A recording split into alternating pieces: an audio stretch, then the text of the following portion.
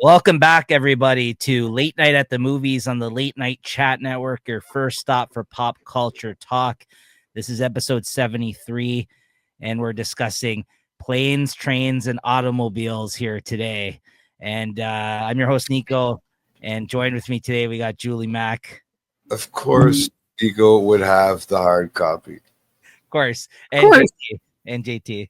You know what? If you would have pulled out the VHS, that would have been even better, bro. It would have been, but I'm sure I had it when I was younger. But yeah, this is That would have been classic. I bought this copy. Yeah, actually, very quickly, I didn't get it in time, but I believe they're on YouTube. If you get the 4K of this film, which like you don't need this film in 4K, but on the 4K disc, the only reason it's worth getting, I heard, there's like an extra 45 minutes of like. I feel like I've missed footage over the years. Like when I watched it this time too, I feel like there's some stuff that was missing in my head.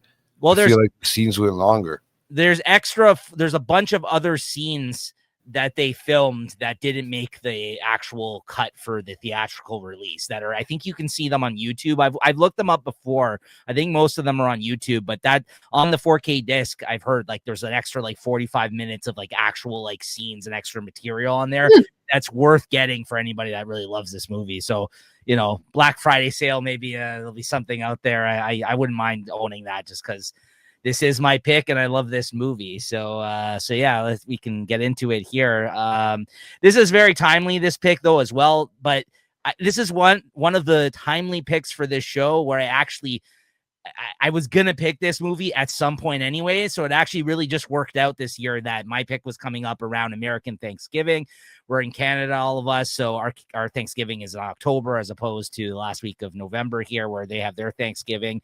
And, but I always watch this movie around Christmas because like American Thanksgiving, it is around it kind of starts off the holiday kind of season for them, like the festive cheer. Yeah. Well, I actually like when they have their Thanksgiving, to be honest with you, because it kind of does launch like the lead up to Christmas as a result as well, right? And there's football on all day. Like I actually really like the American Thanksgiving. I have a friend who celebrates the American Thanksgiving every year. He takes work off. He watches the football games. Like I like that, their tradition of doing it. And then they go shop on Friday, you know, with the Black Friday sales and stuff. Like I like that. I actually think they have a better setup in terms of like their Thanksgiving when it kind of falls during the year. And Julie, I know you actually will be celebrating American Thanksgiving as well this year, from what I understand.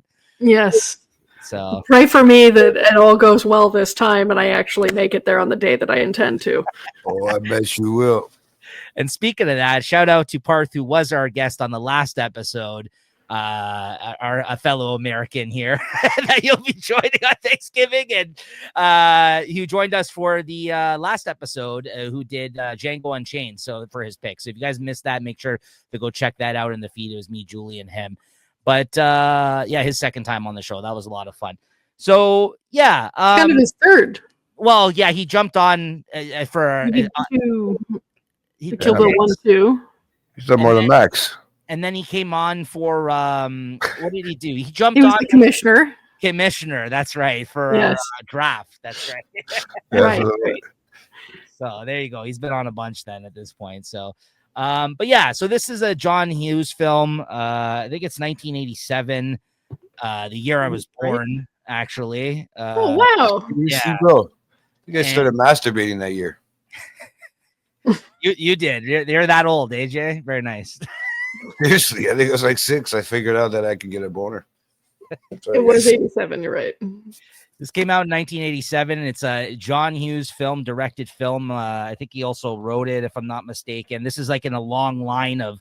This guy had one of the legendary runs of any filmmaker until the point where he burned out and like basically fell off the face of the earth and then, you know, died years later, right? But like for a while there, this guy went on such a legendary run of hit after hit after hit films. And honestly, he's done even more movies. John Candy is the person he's worked with the most, I learned, out of anybody in his films as well. There's actually more John Candy films that he did with him. I didn't even realize. Like I forgot about The Great Outdoors. I remembered Uncle Buck.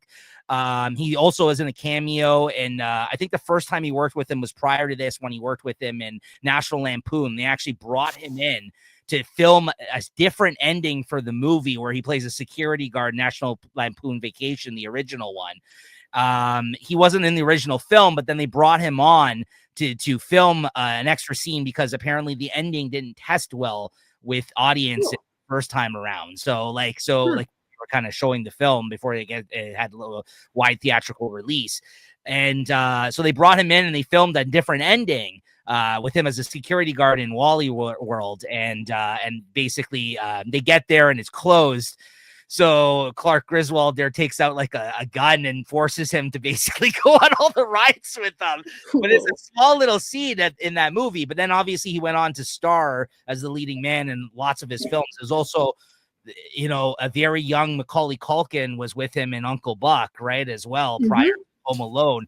And then there's the Home Alone story where he was in between other films and projects at the time. They brought him in for one day. They had him for one whole day. And the guy just filmed stuff around the clock with his friend, Catherine O'Hara, of course, from SCTV days as well, that he's very, knows very well, that he came in and John Hughes basically, and he just makes that film. We've talked about Home Alone here on the show as well before. I think Lewis was on that episode years ago. He came on as the guest for picking I think that was the first time he came on. He's picked Naked Gun was the last time he was on. He did Home Alone, the first film that he came on for his episode. And I love John Candy in that movie as well. Uncle Buck has got to be my favorite, but I think not for me. I haven't seen that one enough. I've seen it, but I haven't. You relate. I just being an uncle, right? It's a great movie too, Uncle Buck. That is also a really good one, But yeah, at the end of the day, I mean, I like John Hughes's films. I love John Candy. This is the reason why I love this movie. I watch this every year. This is one of those movies I watch every year. It is a Christmas watch for me, even though it has to do with American Thanksgiving because of the holiday season, because there's snow on the ground in this movie, and it feels very much like it falls in that holiday season leading up to Christmas. So, I just love this film. It's really funny, and it also captures not only John Candy at a fantastic part of his career, but it captures Steve Martin in a fantastic part of his career as well. The guy looks the same. He never changed. Like honestly, he looks the same way right now with Martin Short, just a little bit more makeup. Mm-hmm. Yeah, then they're just still doing that show, Only Murders in the Building. He does, and he's still very active. I know he does like shows with Martin Short as well. He plays the banjo and tells jokes and all this other shit. Yeah, Steve Martin's still doing it. He's still doing this thing. I love Steve Martin as well. I think he again, like, this is, late 80s for Steve Martin. He was a big star throughout the 70s, leading into the 80s. Yeah, throughout the 90s. Roxanne was him in it too as well. Yeah. Schnoz. Yeah.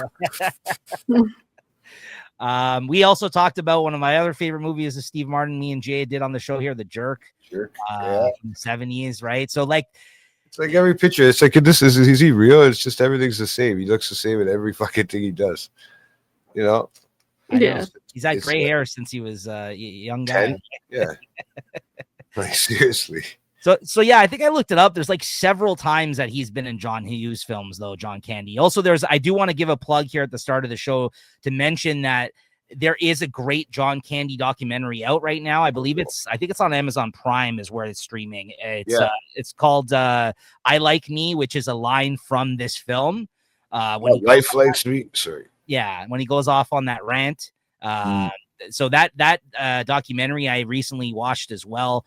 They've kind of really been celebrating him recently between the documentary and between a book that just came out by Paul Myers, which is Mike Myers' brother, actually. He wrote a book about John Candy called John Candy, A Life in Comedy. And then Tom Hanks' son, Colin Hanks, is the one that directed with Ryan Reynolds the I Like Me, like he helped him produce it, documentary on him. Tom Hanks had worked with John Candy, but of course, Ryan Reynolds being another Canadian, Michael Myers' brother being Canadian who wrote the book on him. I just feel like these last couple of months, there's been like, they all grew up together. It's that age group, right? In Canada, coming up as a comedian. Yeah. And I just think like he's such a big part of not only comedy, but Canadian comedy, and like an icon who died when I was very young. And had already made a huge impact in my life between this film and like Home Alone, of course, like that. And then when I, as I got older, I watched some of his other movies as well. Honestly, just a really nice guy. Like if you watch the documentary, like he was just a genuine dude who influenced so many people and worked with so many great people throughout his short career. Because just party too hard with trying to be on the road and not eating and burned himself out. That's right. You burn yourself out at both ends. That's what happened for nothing. And these guys weren't even making a buck at that time, right? They were still starving at that time, you know, in that sense. So they used to work nonstop. A lot of the great ones that die early, man, like that. You know, and then what do you do when you're on the road all the time? Well, you know, you might dabble here and there, and you know, you might get depressed, and you might, you know, it's a pretty sad life as a comic, even though they're there to make everybody else laugh. It's fucked up. It's a fine balance, man. Yeah, somebody who struggled with his weight a lot, obviously, and then, you know, had that whole thing in terms of like him wanting to break out and do different types of things in his career as well. But, you know, that's kind of like, it's funny because he died and then later on Chris Farley died basically in a similar fashion, in the sense that he was another overweight guy that couldn't get out of that image and these roles of himself and this and that. But I think like Chris Farley's time was so much smaller in terms of his like contributions than John Candy, because John Candy, at least we had him all the way from like SCTV days and like, you know what I mean? But it was just, I was so young when both of those guys died that I really enjoyed in comedy, that they've always made an impact on me in terms of like my how much I love them and their films, right? And that did you watch that documentary, Jay? Did you watch that? No, I couldn't get into. I started getting to certain parts, and it got really emotional for me because, I mean, the 80s was a big part of my life too, right? Like a big growing up stage in my life, and early 90s. So when you seen stuff, everything I seen, almost every other movie that came out in that time period had, you know, either one of the Canadian superstars, like big stars, either Bill Murray or John Candy or Bill Murray's not Canadian. What's it called? Dan Aykroyd. Dan Aykroyd, yeah. Dan Aykroyd, you know. The guys all from SCTV there. Catherine O'Hara. Well, Aykroyd wasn't, but that's what I mean. Like when I'm saying Home Alone, I'm thinking Home Alone. Catherine O'Hara, all those all guys, of them. Rob Thomas, all those guys are Canadian. Yeah, a lot of them. But they worked in, like, Second City obviously started in Chicago, and they had Toronto. Second City, it's still here now too. And they kind of, and Bill Murray being one of the early Second City guys, like that's where I may be mixing it up. Each other, mixing up his Second City, and because he's in a lot of that stuff with those guys too, right? When they kind of come back and forth, they all grew up in that same time period. They would have all been the same age right now. So much talent around the same period of time that we're working together. We're actually going to lose the ones that are still around, the ones that actually made it through that time. John Candy is involvement also like with part owner of the Argos and all that too. Like they go over all of this in the documentary. So, I mean, we aren't here to talk about this film, but I did want to mention quickly at the top of the show that is a very good documentary. Go check that out if you have any interest in John Candy. All these guys talk in it too. Steve Martin's in it, Bill Murray, Tom Hanks, all the big stars that worked with him. Like it seemed like they got everybody to talk about this guy because like everyone still wants to talk about him. There's like no bad blood there whatsoever, right? Like some of these documentaries, it gets dicey. Some people don't want to speak on them depending on who the person is. Well, you want to know something funny? Is like up until like about a week ago, not too long after that John Candy the release, this one came off of, it was on Netflix, this movie to watch, right? But it came off. They always remove things at the stupidest times. I had to but they did it because it's going now to Prime, right? So now the Prime's got the rights to certain things. But Prime, it's not free on Prime. You have to pay to watch this movie on Prime. It's just I'm trying to capitalize on it and make it. It's just, bro, they're not stupid. You think Prime's just gonna buy everybody out? This is why I know you guys can find ways to stream certain things out there, but this is why I support physical media still, man. I was like, what? It's not on the streaming services? I just pulled my Blu-ray off the wall. I was like, fuck this. It's because stupidness like that. I don't like that. Like half the time. Bro, you know how hard it would have been for me to find this movie if I didn't have, because like I said, after about a week ago, I had it on the Netflix I was watching it on, and then I had to switch over to the streaming site that I use because of that reason. Right? Yeah. So because everything's on the internet, regardless of whether you guys like it, believe it or not, man. Yeah. So I've watched this movie many a times. That's just my history with it, and you know why I like this movie. I'll go into some other likes here in a moment, but yeah, my history is I watched this when I was very young. My mom showed me this movie. I'm sure, you know, I've watched this movie every year. I feel like for years now, around this time of year. So it was only a matter of time. The stars aligned between the celebration of John Candy recently and like kind of like all these things that happen, and Stars aligned. Stars aligned, Jay, and like between the American Thanksgiving timing of my pick, yeah, it just kind of all worked out. So that's why I picked it for my pick for this one, other than being just a hilarious film that I truly adore. But Julie, what's your history with this movie? I've only seen it one other time other than this. And it would have been, I mean, I feel like it's probably been like 10 years since I've seen it. You were like 12? Huh? You were like 12 at the time? How old do you think I am? By the way, everybody. That was a compliment. Speaking of that, can I just say now on the show that everyone missed my birthday this year? Every single one. Yeah, you like it that way. That's why. That's right. I'm here to claim that I successfully hid my birthday from the entire group this year. JT usually fucking catches me, but he didn't this year. No, but you know what? Honestly, I was wanting to see if anybody else did. I already knew. I know everybody's birthday. Anyway, I wasn't 12. I would have been 23. But when was your birthday again? Huh? I said, when was it? What? I can't tell you that, then the audience will fucking catch on to me. Yeah, I was gonna shout it out, but no thanks. I know we're just pre-recording. Right another year older, another year too wise for that shit. Anyway, I've seen it one other time, and it was probably about 10 years ago. So this is my first rewatch since then, to my knowledge. There's parts of this movie that feel like dated to me, which makes sense. It's from the 80s. Like there's parts of it that film. What? It's a 38-year-old film. It's all yeah.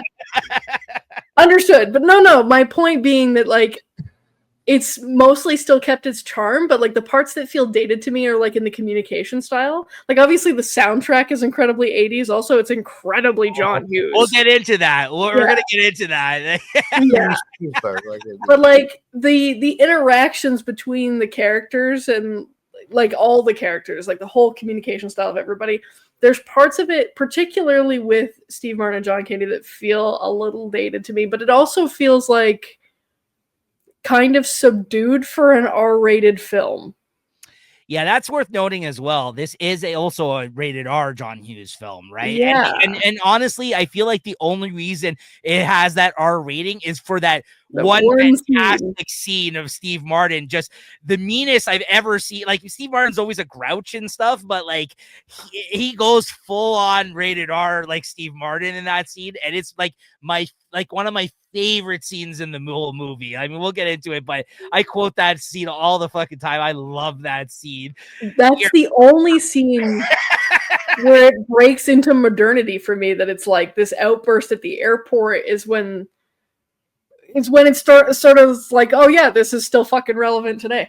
But like, yeah, the rest of it just feels what classifies it as an R-rated film? Feels like it's held back. It's an R-rated film. They could have gone a little bit harder, but I guess, I don't know, it's probably part of the character style, but that is kind of like a stylistically John Candy thing to me, though. He's always this really overly polite kind of character. It's like his signature to it, you know?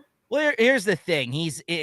The movie, another reason why I love this movie is it walks a fine line of being ridiculously funny, ridiculous, but also heartwarming, like a lot of John Hughes stuff. And that's the thing I didn't talk about yet. I cry every fucking time I watch this movie. I cannot help myself, guys. Here's the thing, Nico. I cry every fucking time I watch this movie. Here's the thing, buddy. I've watched it twice now, and I'm still perplexed as to where in the movie. Are you insane? What's wrong with you? You're cold-hearted. We understand. No, there's one spot. There's one really goddamn big one. spot. And Which one it's is in the it? documentary. That's the one they use in the documentary. That's the one. No, It's almost like, you know what, that there's That's certain not parts of it. this movie they should put fucking things onto Suicide Hotline. Talking about the end. Because I'm telling you right now, there's parts of this movie that I could see where, you know, maybe they should have something that if you need to talk to somebody, that because that this movie can get to that part of your imagination of the way they do the dialogue. It's very sneakily another film about loneliness during the holidays, which you don't realize. So okay, so the first time I watched easy to mask, right? Like that. It's- This is the way they did it. it's so obvious now, the twist of the film, the plot of him not having his wife because she died years before. But the first time you watch this, I cannot tell you how I did not see that coming when I watched this movie. It hits you so friggin' hard. And you're just cold as hell then, Julie. I don't know what to tell you. But then, listen, it's not that movies don't make me cry ever, but like this one, for whatever reason, and I think it's probably just my attachment too because it's Sean Candy. If it was somebody else, maybe not.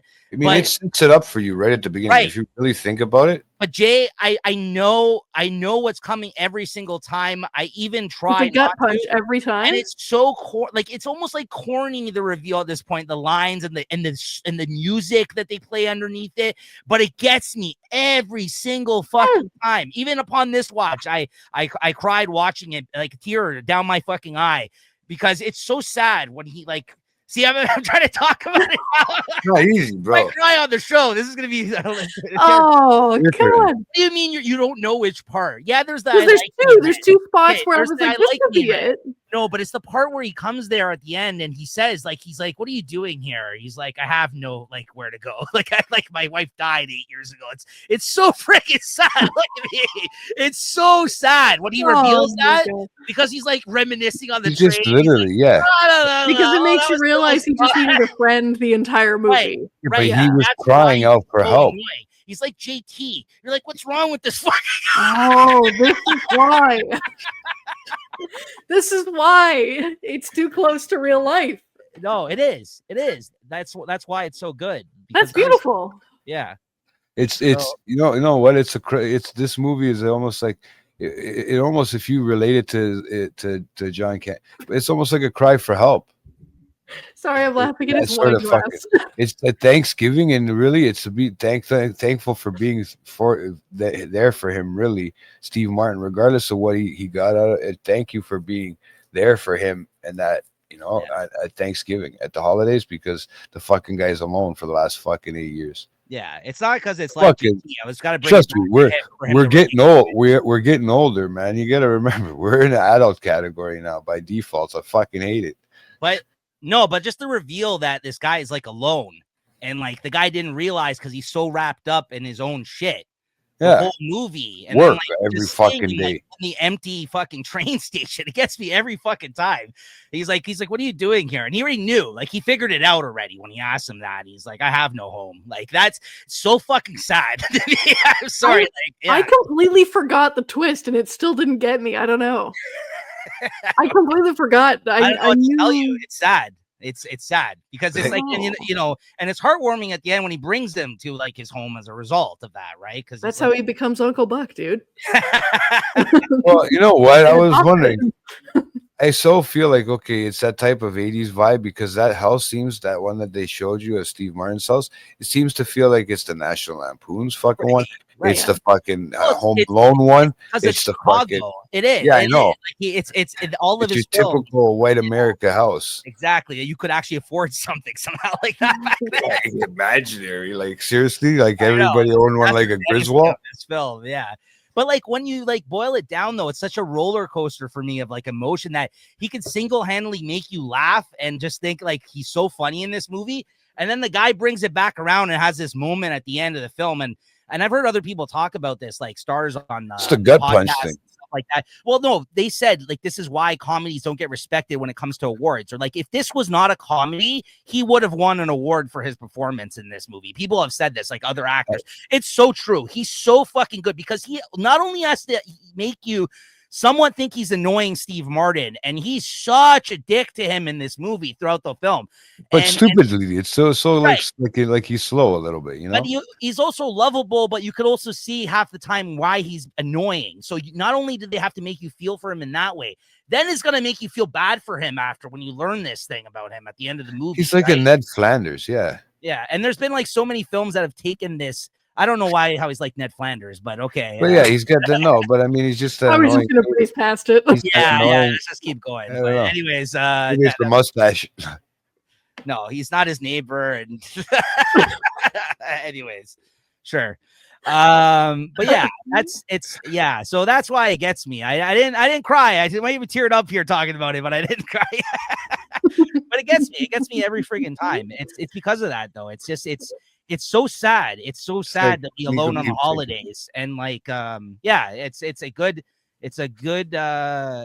movie. I like it a lot because of that. Like and there's just so many funny parts, I mean, which we'll get into, but that's why it still strikes a chord every year, and not every movie can do that. Like this is one of the maybe the only one for whatever reason it gets me every single time. But Interesting. yeah, it's because it's just you feel so bad for John Candy because he's just like he's such a lovable guy, and you're just like, oh man, this guy he's sitting by himself. I think He's at the train station. I think the only other thing that I was gonna say about like my history with the movie and like that type of shit is that in recent times we know that I've become a more well-traveled person, as you guys understand. So this movie gave me PTSD. Oh yeah. Trying to fucking get a flight somewhere and just getting fucked around. Yeah, but this is in the 80s. It was a lot easier to get on a fucking plane. Me and Christine got stuck on a train coming back from Windsor on Canadian Thanksgiving, coming back from Canadian Thanksgiving. And the train, something happened. I think some idiot tried to like cross the tracks. And then like we were stuck there for 4 hours on already like a 4-hour train ride, like on the tracks. Like we were stuck there. And everybody's cranky and so the that holiday makes it even worse. Yes. You're just trying to get home, or work the next day or whatever else. And it's just like, get on with your life. But yeah, that's, the framework for this film has been copied also so many times. Cause this is like almost like a buddy cop type film, like two guys on a road trip type movie. Like there's movies that are with my pairings that took direct inspiration from this movie. Mine too. Right. So it's just like it's one of the earlier examples of that, but like you really need two powerhouses like these two guys for this movie to work, to be able to play off one another, right? And again, this is just like a fantastic part of both their careers, and it's directed by John friggin' Hughes. So I mean, it's an all-star team lineup of like that's the reason why this movie works, right? Like John Hughes again gets you in the feels, has other movies where there's like comedy balanced with like serious topics as well. So, and then you just got straight up cartoony John Hughes films. Even Home Alone, though, there's sentimental parts in Home Alone, right? They try to like, touch on different things about people's families, people not getting along with their families on the holidays. Like there's all these things deep rooted amongst all like the craziness that happens. Even this film, it gets cartoony at parts. There's parts of this film where some of the humor is very cartoony, like when they're in the car and you see them as skeletons and he's dressed up as the devil and all this other stuff. Those quick cuts are so funny. Well, it's from Home Alone. Home Alone did Yeah. the same thing when Marv and them get electrocuted and you see their skeletons and like they do all this, like he gets very cartoony with the humor sometimes.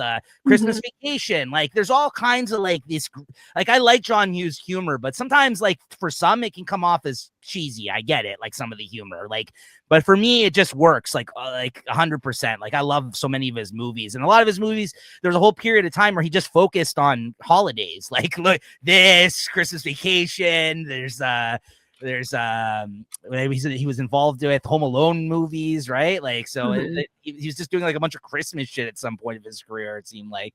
So how about you, Jay, though? Memories of this film, or you've obviously seen it a bunch?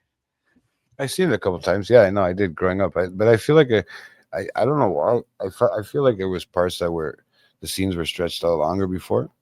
That I felt like it I watched the hour and 40-minute video or whatever it is, the movie that's the actual cut, right? That's why I was thinking that maybe there is 45 minutes where there was other cuts throughout the years that I might have been able that seen, whether it be on Syndicate TV or whether it been on like some sort of network, Yeah. right? Playing as a, before when stuff was playing on cable TV. and you could CBS used watch- to play it a lot back in the day. yeah, so I'm wondering if there was stretched out scenes. I don't know. I could be overthinking it because it's maybe playing out a little bit longer in my head, let's say. But yeah, no, it is. It's a movie. It's almost like and to be around this, watching this around the same time that documentaries come out.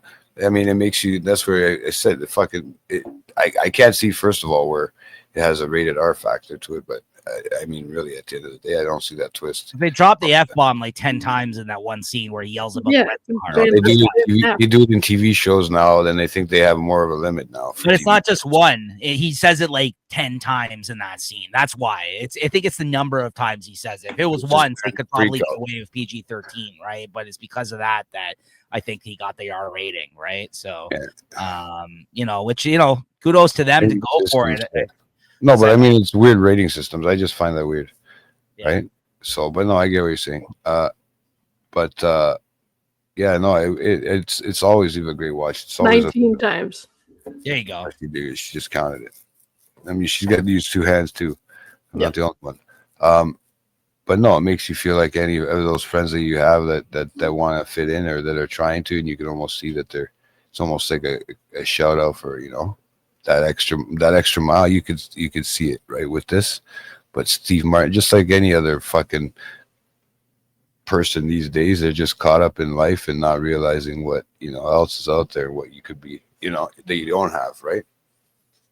So Yeah. or that other people don't have, right? Well, that was the thing. Like, it's one of those Thanksgiving, that thing towards Thanksgiving, to put it as a Thanksgiving movie, makes so much sense by the end of the movie, right? Yeah. It's almost like, thank you for being a friend. Fuck, that's the shut up. And it is about family and friends coming together and this kind of thing, right? And if you go back, like during that scene when he's on the train, he's reminiscing about all those things. If you watch the movie again, you catch all the things, the hints, sort of that he kind of says about, like, oh yeah, I haven't been home for years or whatever. Yeah. It kind of like, so it just sounds like something at the time that he's saying because he works on the road, right? You don't actually think it to be literal, Yeah, you think because he's a salesman in the 80s, right?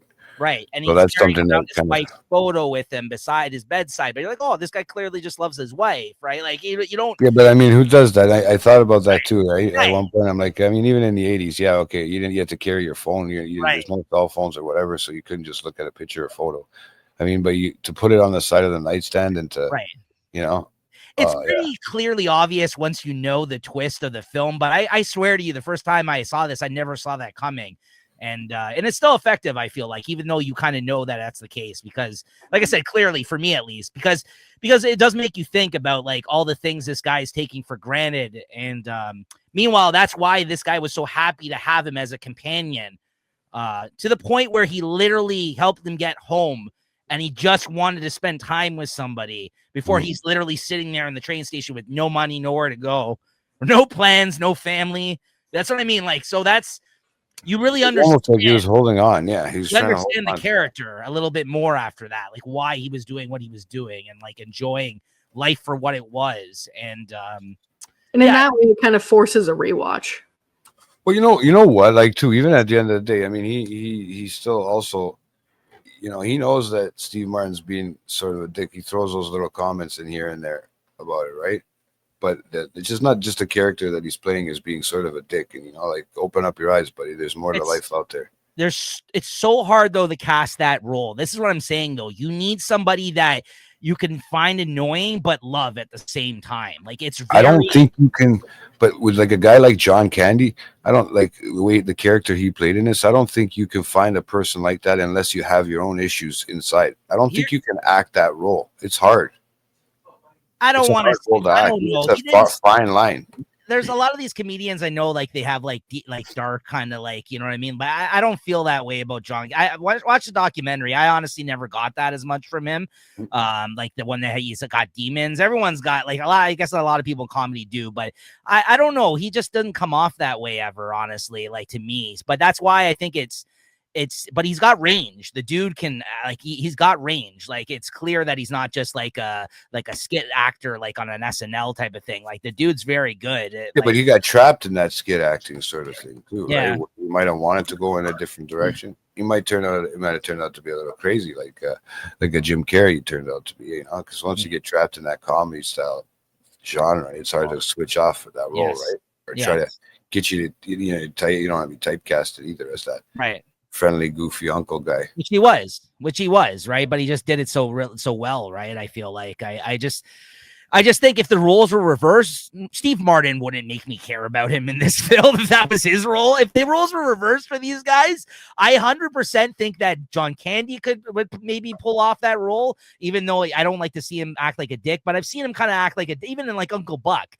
he's kind of a dick, but he's got heart to him, you know what I mean? Like, but Steve Martin could never do the part that he played in this movie. Nah, not at all. And I think I love Steve Martin, but I would not cry if Steve Martin was like, I'm alone here at the train station.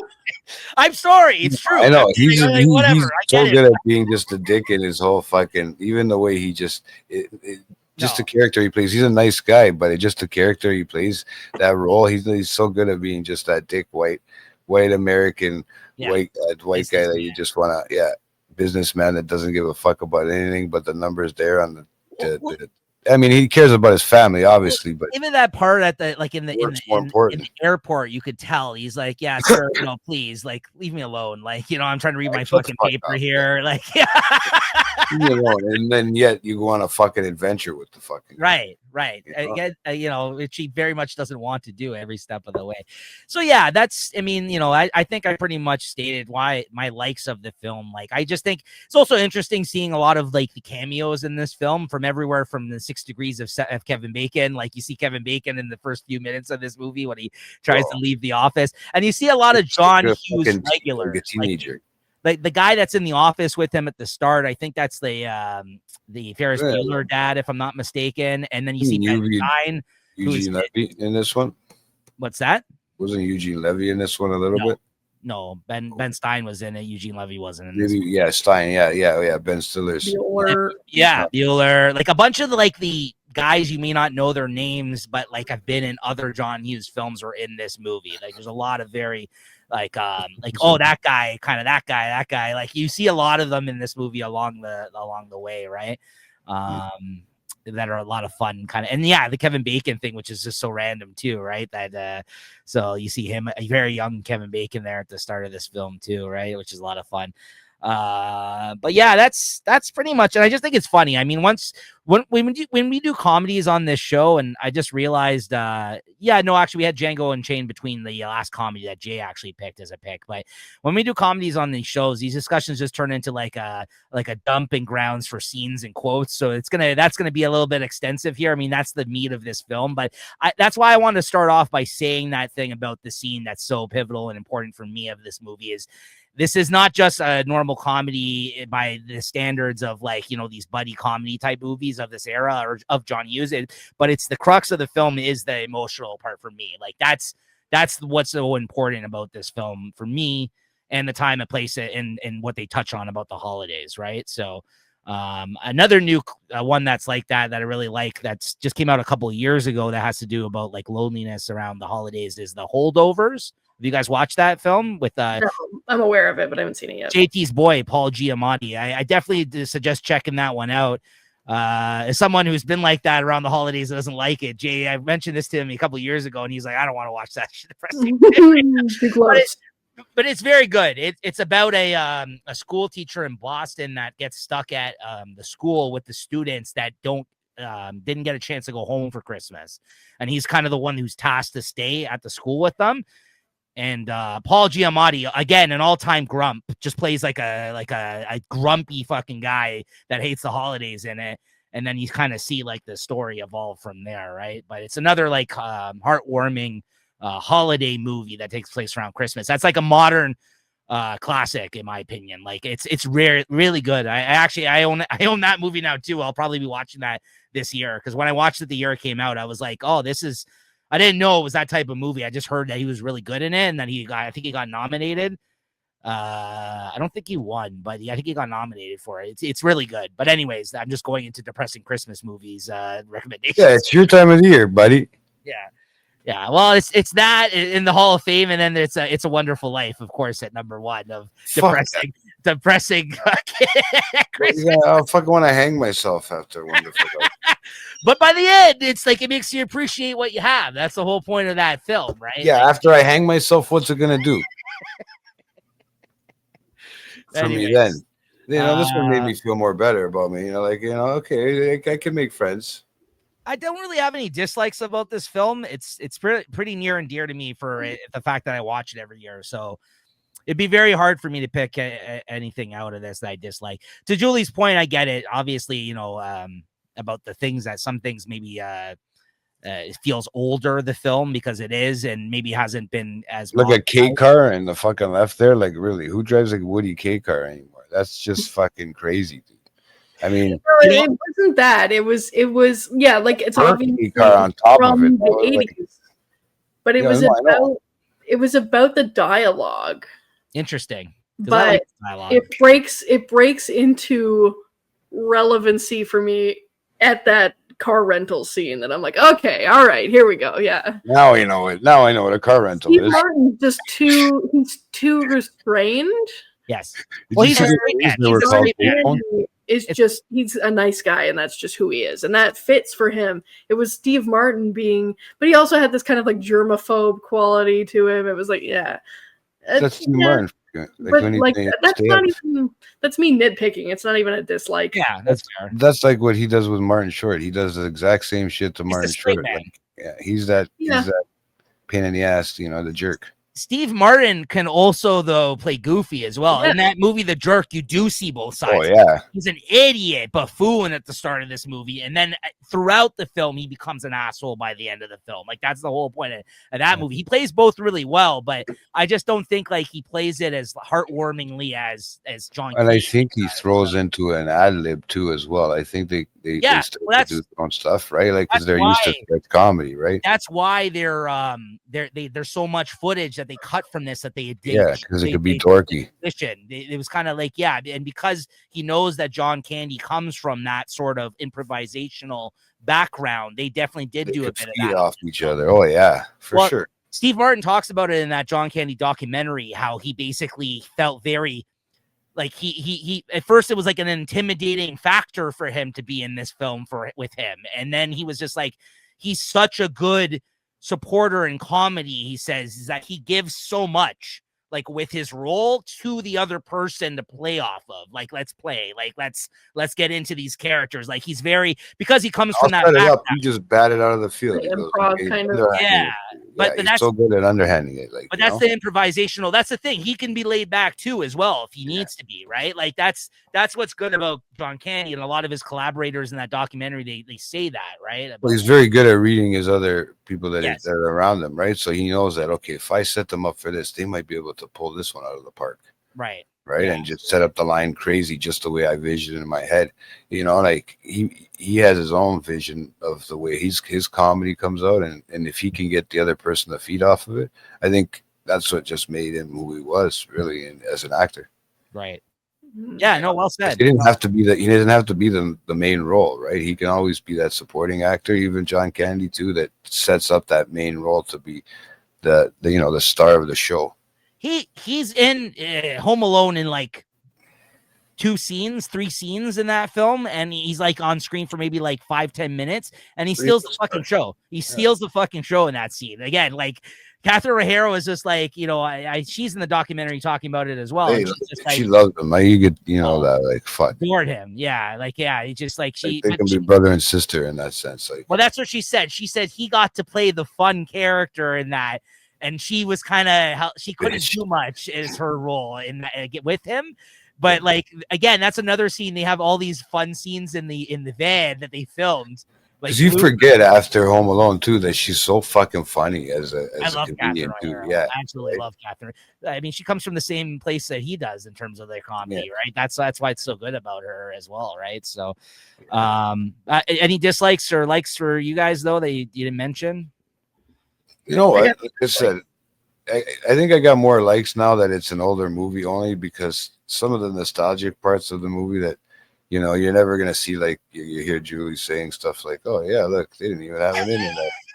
Right, or something like that. Like, oh my God, they didn't even have a cell phone. Oh my God, what was it doing No, with a this cord on it? Julie comments.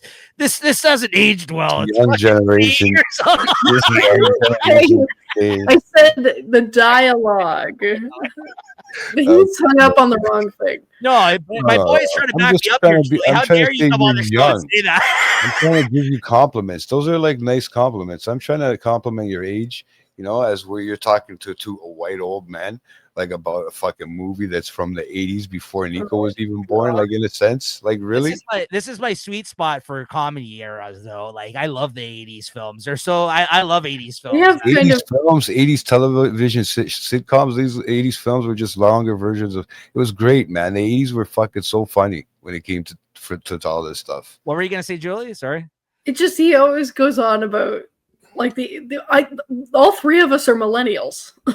Yeah, but we're different. Like I'm the shit, and I'm at the beginning. I'm like at the. You're at the beginning. Nico's in the middle-ish, and I'm towards the end. But yeah. Yeah. So I mean, we have 3 different opinions on it. It's kind of pretty cool. Like when you think about it.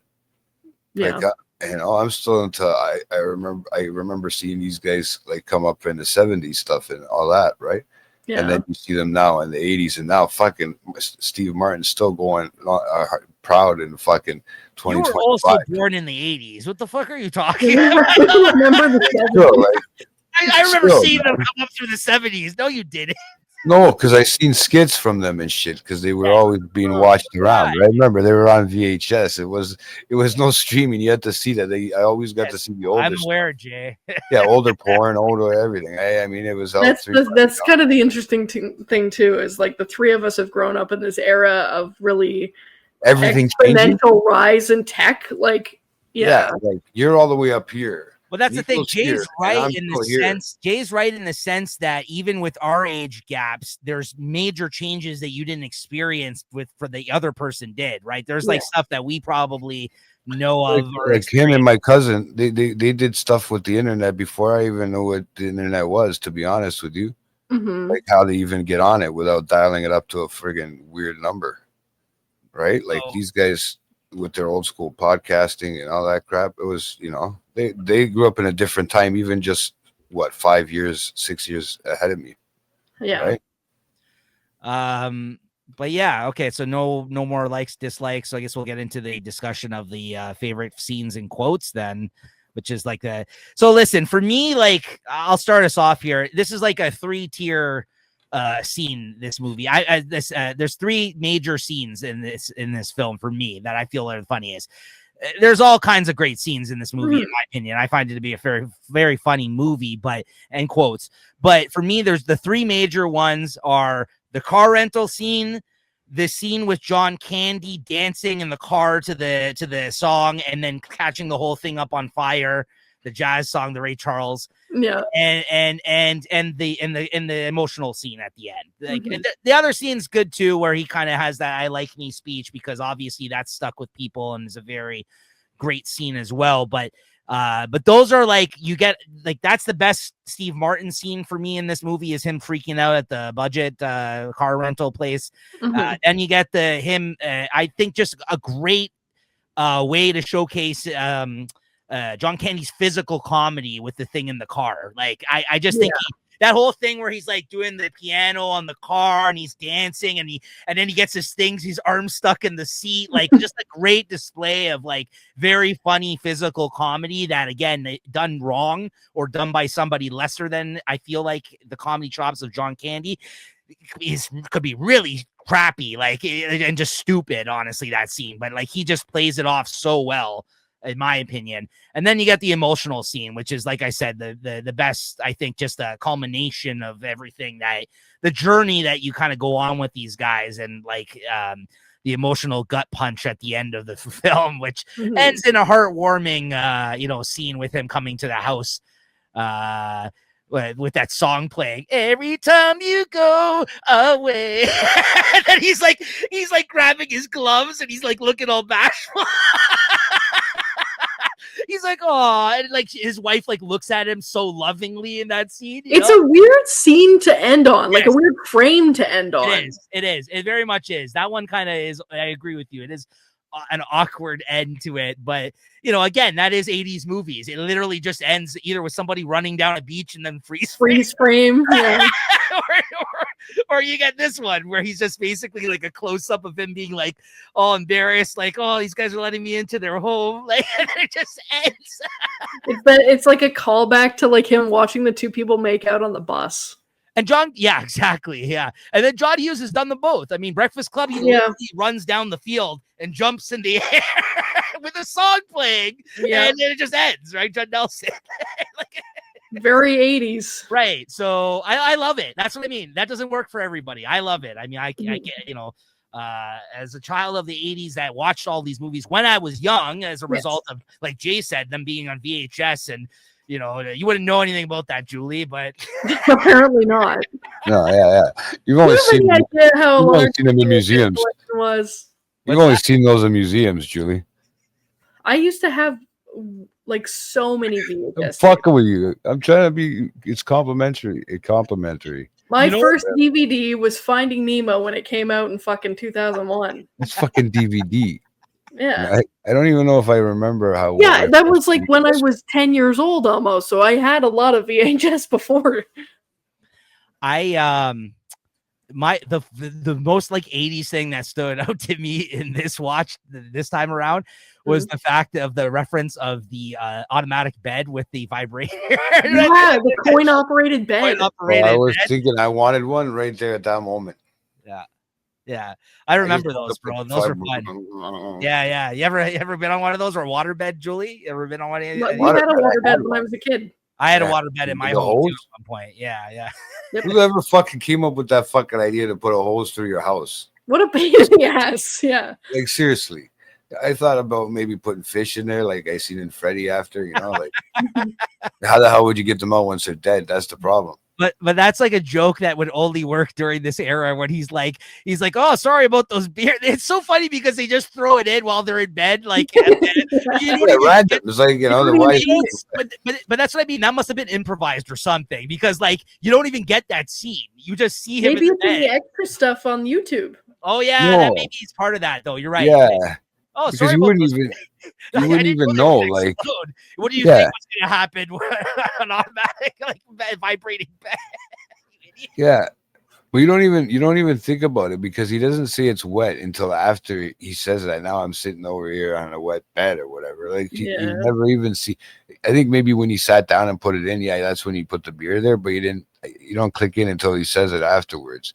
It's like, oh fuck, okay, I guess it exploded. For a second, I thought somebody was urinating. So yeah, so those are my favorite scenes of the whole film. And for your listening pleasure, although I'm sure you guys got it for quotes too, I can act out the scene of him at the car rental. Well, that would be great. I would love for that. You know, that would be a great one that can go in our next, you know, reel. Julie can come and make up. There you go. Act it out. Come on. Dumbass. While he's looking that up, I know we don't do this anymore, but there's a That Guy award for me in this movie.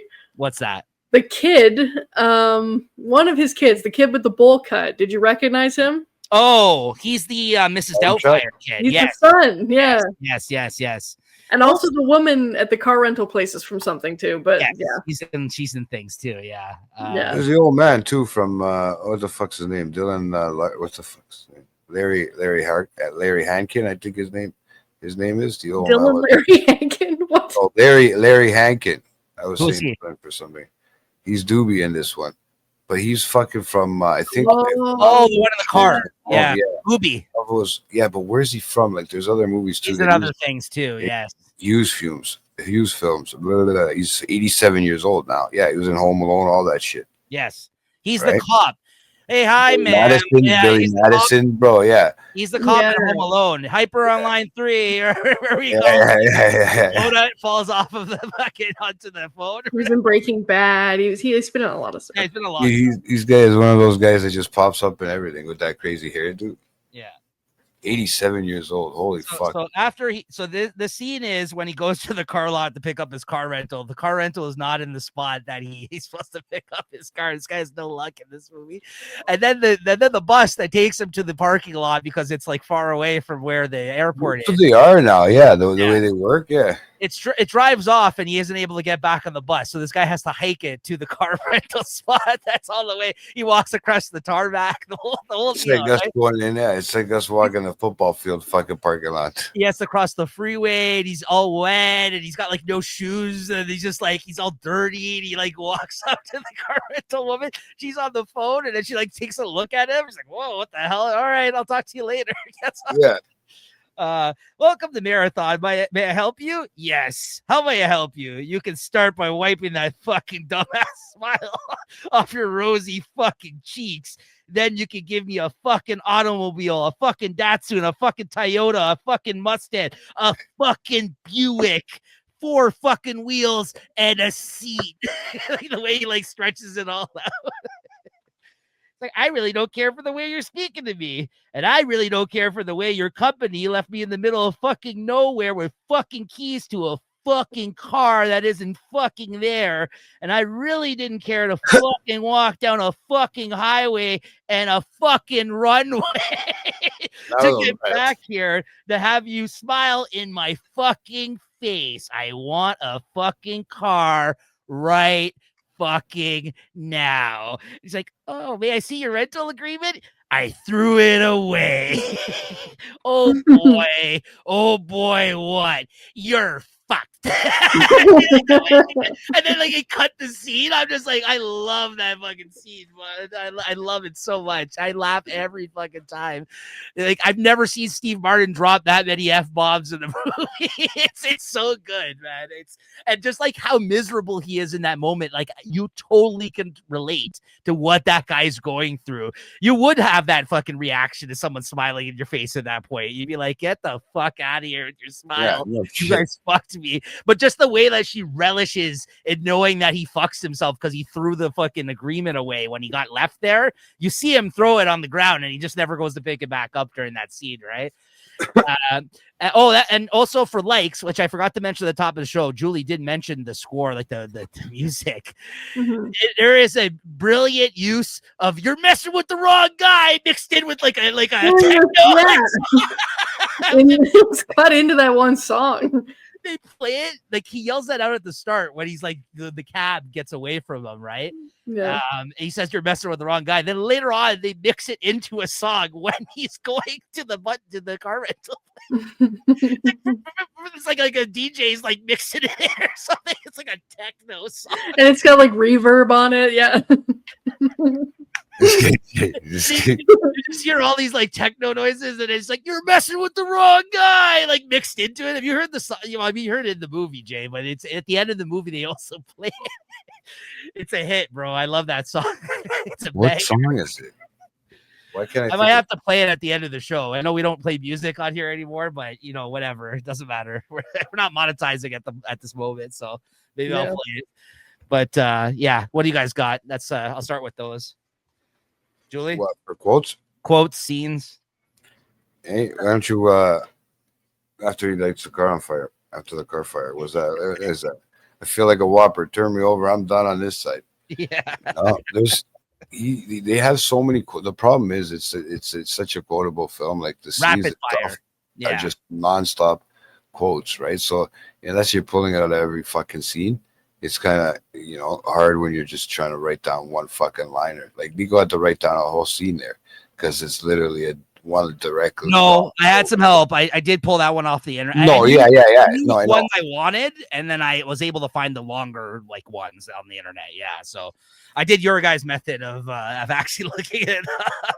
because this is such a quotable film. For other movies, it's harder to do that we talk about. Like you really do have to write down certain lines, but those are usually films that don't have like 1,000 quotables. Like comedies are hard, especially like of this era, which doesn't exist anymore. This type of like, a quote every like a line, a funny line every minute. Right? Well, even the John Candy one too, right? Where he says, he's real. He's a real article. He's what you see is what you get, and that was a big one. Like that line there was one of those ones. The whole right? speech, yeah. That whole speech that he gives out there, but that one, even just that one line that I am who I am in that sense, right? Yeah. Like that's just him. And that's probably that's why Nico's turning away because the tears coming right now. No, I remember I the was looking scene. for it. He's like, "You want to hurt me? Go right ahead if it makes you feel Yeah, any better. my wife I'm an likes easy me." target." Yeah, you're right. I talk too much. I also listen too much. Yeah. I could be a cold-hearted cynic like you, but I don't like to hurt people's feelings. Yeah. Well, you think what you want about me. I'm not changing. I like me. My wife likes me. My customers like me because I'm the real article. What you see is what you get. Shit. Bravo, John Candy. That's words to live by, straight up, man. Well, that's Like, why that's that's what down they in called the history. documentary. That's why they called it "I Like Yeah. Me," is because of that, Yeah. obviously. Yeah. The first those are- time I heard that bit was on Family Guy, and then I saw this movie afterwards, and I was like, "Oh, that's what this is from." Yeah. That's what this is from. Man. They have their own good quotables over there in that one too. Well, They, Family Guy they rip references they everything. rip it word for word in the episode, whatever it was, Yeah. and If they pick a subject they're gonna go on and rip it nice. It's that's what I like about that part too. But they're gonna at least they're giving it the respect. They're gonna give it the respect it deserves, Of course. Yeah. right? one bit that is particularly funny to me now is when they're spooning in the hotel bed because his wife's been dead for 8 years and his muscle memory is still to spoon the other person in the bed. That's my mom's favorite line out of this whole movie. Where's your other hand? Yeah. That's my mom. That's my mom's favorite line out of this whole film. She quotes that all the time to this day. She loves that part. Where he's like, "Oh, where's your other hand? Oh, it's resting in between two pillows."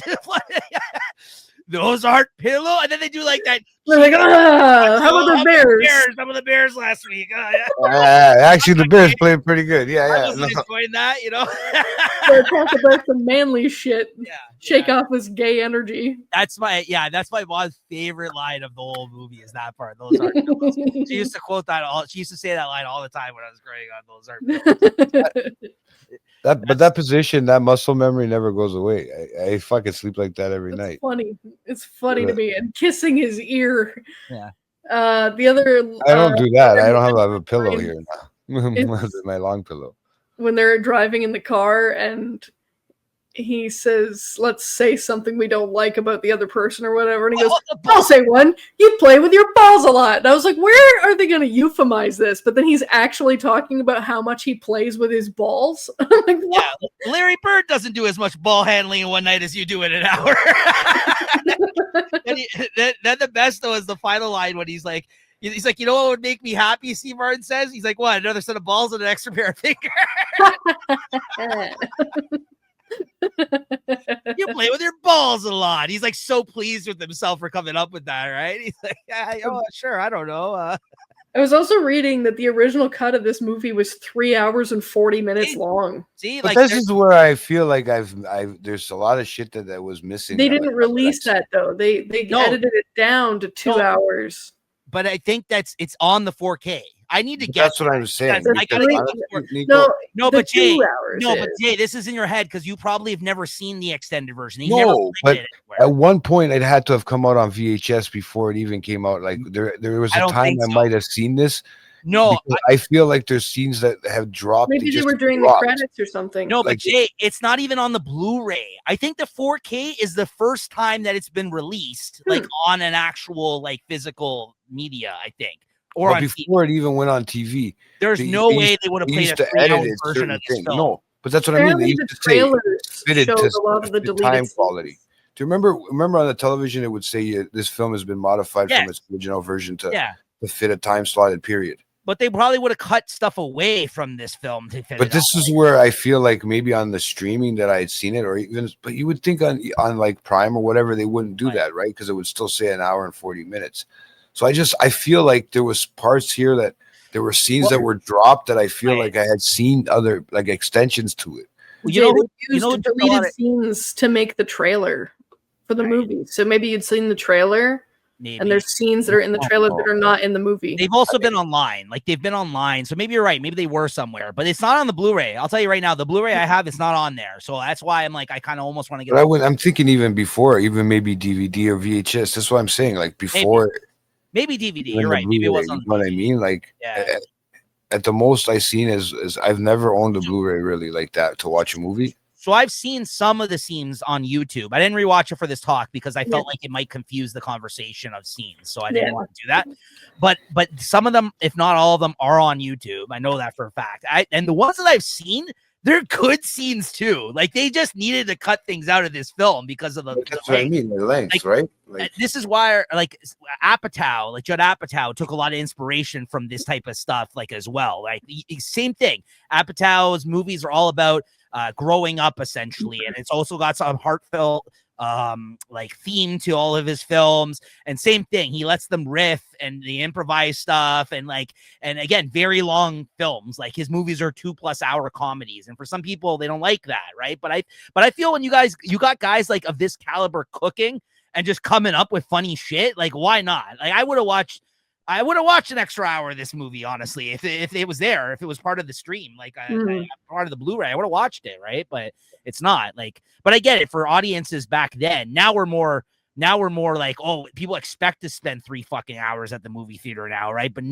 back then, you know, hour and a half film. We talk about this, an hour 45 minutes at most, right? No one wants to spend that much time like watching. It was cheaper to go to the movies back then. Now we expect more out of our money. Right. That too. Right. Well, no shit. Yeah, you can go in there and watch sitting there a whole day and watch fucking movies. I like this part too. Before they rent the car, where that dispatcher's like, "Where are you going?" He's like, "Chicago." Yeah, Chicago. You know you're in St. Louis? Yes, I do. Why don't you try the airlines? It's faster and you get a free meal. If I wanted a joke, I'd follow you into the John and watch you take a leak. Now, are you gonna help me, or are you gonna stand there like a slab of meat with mittens? Then this one he slugs him, and then John Candy comes and almost pulls up and runs over him by accident. And then he makes the guy pick him up and bring him into the car. And then he picks him up by his nuts. He says that later. John Candy's like, I've never seen anybody get picked up by his testicles before. And he's got like the high-pitched voice. Oh man, but again, it's such cartoonish humor. Like that whole scene with the car and them getting wedged in between those two trucks. Again, you see it in Christmas Vacation. Same thing with the truck shenanigans and the car and all this kind of stuff. But that scene is so cartoonish. Like even like their hands getting stuck into the dashboard, like, and then having to take it out. Again, I keep referencing Home Alone, but this is where he kind of went the most cartoonish with it. Like there's scenes like that, and the same thing in Home Alone where they get their hands stuck in something, or like the cabinet falls on the door and it pushes up against their nose, and they have to crack their nose back. Like there's just all this stuff that's like slapsticky, kind of like cartoonish, like Bugs Bunny type of humor almost that he does in his film sometimes. Like it gets very wacky in certain scenes in this film. And it's almost like you can't take it seriously because it's like, okay, this is getting ridiculous now. You see their skeletons, John Candy's dressed up as Satan. Like what's going on here? Right? Like, but they cut it together so quick that it's almost like excusable. Right? That flash of him with the cab door in the airport kills me too. When he's like trying to figure out where he remembers him from. Oh yes. And it's just the cab door and him still in the seat going it's in the airport. I like when they're driving around too with that guy, that booby guy. And he's like, yeah. Oh, I wanted to do the Sitter crowd. Your friend said he's never been here before or whatever. And he's like, it's the middle of the night. He says to John Candy, he's like, guy's proud of his town. He's got pride. Yeah. Oh man, it's just so funny. It's just such throwaway lines in this, where even like his jovial nature when he's talking with people, like he sees that guy, he has all these connections from selling them shower curtain rings of all things. Yo, he had a good idea. What are you talking about? Pimping them out and making a couple $100 bucks. That's ridiculous, by the way. That's classic 80s. That's classic 80s earrings, bro. The Madonna earring. Yeah, plastic things on your fucking ear. That's something that happens in Tokyo now. Right. Holy. Right. Jay, apparently there are scenes that aired on the televised version that were not in the theatrical version. Maybe you saw. Yeah. See what I mean? That's what I feel like. Some of them were like a little bit more There was stretched stuff out. about them eating dinner on the plane. Yes, Yes. I know those scenes. I do Yeah. too, actually. I do know those scenes that you're talking about. Yes.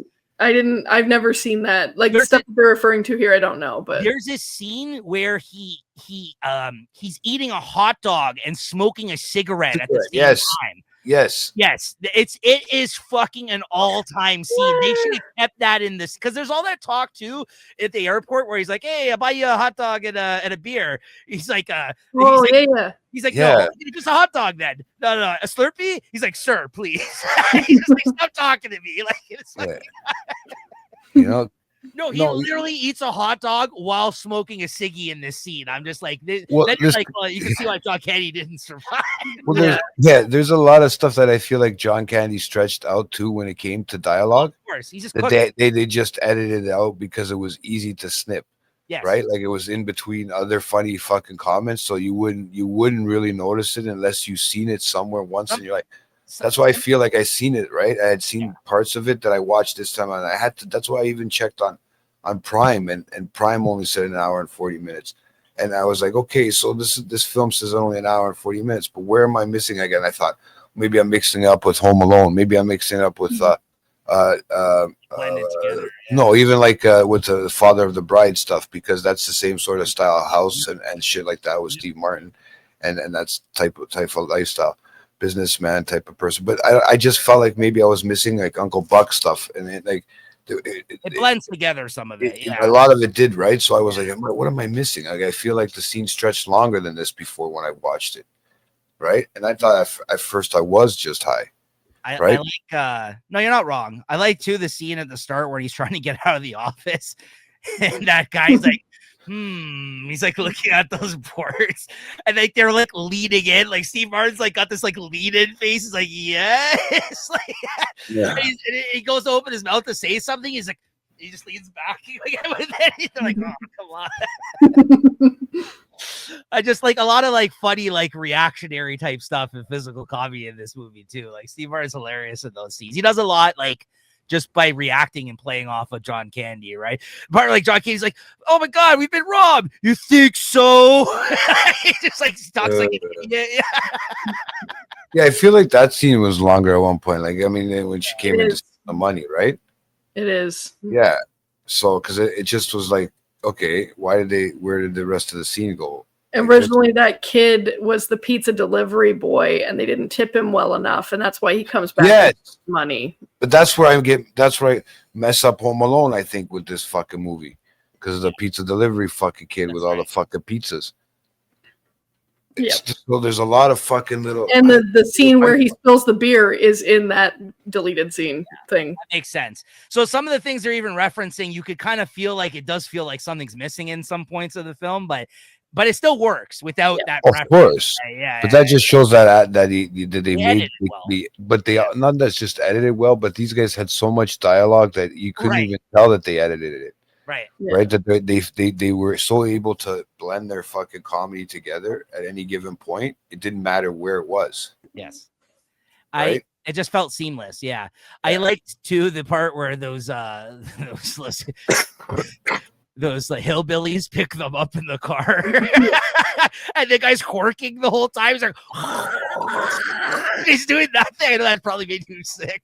Bro, I was dying because I'm like lately it's been like that fucking John Candy at nighttime when he's trying to clear his throat and making that fucking noise. His I sinuses, have been doing all that lately with my sinuses, and I'm like, fuck, this gotta be That bit where that hillbilly spits in his hand is improvised. Really? And him spitting in his hand and then shaking Steve Martin's hand is an Oh my improv scene. God. Well, the best Whoa. line is when he offers like that woman that's like pregnant or has a kid, like just had a kid, comes out of the car to grab their bags. They're like, no. She don't mind. She's short and skinny, but she's strong. Her first baby came out sideways. She didn't cry or nothing. that And was then, like, fucking crazy. John Yeah. Candy's just generally, oh wow, you're a trooper. He's like, no, we got this. Don't worry. Yeah. And then his gloves fall, and then the dog starts growling at him. And when the car stops, they're all like frozen, and then the dog's frozen growling. He's like, "Grrr." He's like frozen too.